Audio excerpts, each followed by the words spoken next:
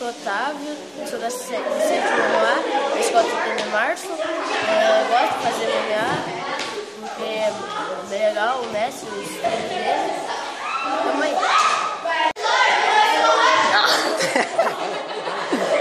Meu nome é Gustavo, estou no sexto ano B e eu estou fazendo MMA porque eu gosto de artes marciais e pela paz, não pela briga. Meu nome é Gabriele, eu estou no sétimo ano C e eu gosto de fazer MMA porque meu irmão fazia antes, daí eu comecei a gostar. Meu nome é Bruno, sou da sexta série e eu gosto de estar aqui porque é uma atividade boa.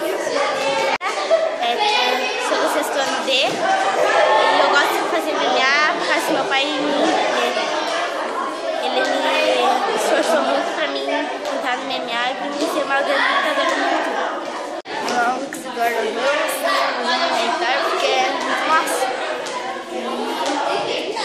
Ensina várias coisas pra mim.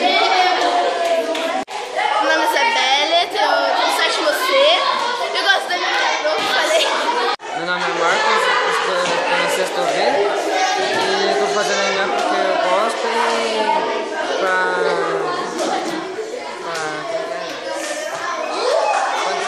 fazer parte da escola.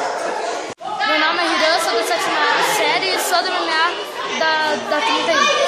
Meu nome é Cauana, tenho 12 anos e gosto de fazer MMA. Tenho 11 anos, sexta série e eu faço MMA que eu gosto. Meu nome é Luana, eu estudo no sexto D e eu gosto do MMA porque é um esporte muito divertido. Meu nome é Michel, sou do sexto ano e porque ele ensina muitas coisas. Meu nome é Sara, estudo no sétimo D.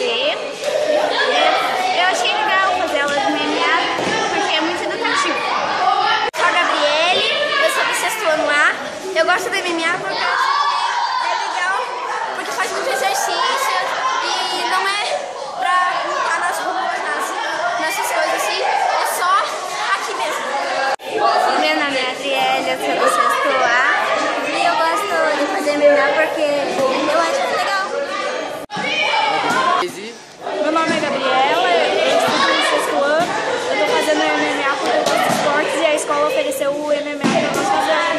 É James, eu sou do sexto ano D, gosto de fazer esportes e por isso que eu tô no MMA porque eu gosto de fazer artes marciais. Eu sou do sétimo D e gosto do MMA.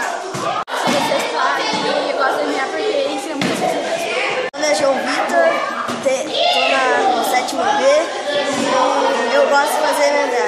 Meu nome é João Vitor, tô no sétimo B e eu gosto de fazer MMA.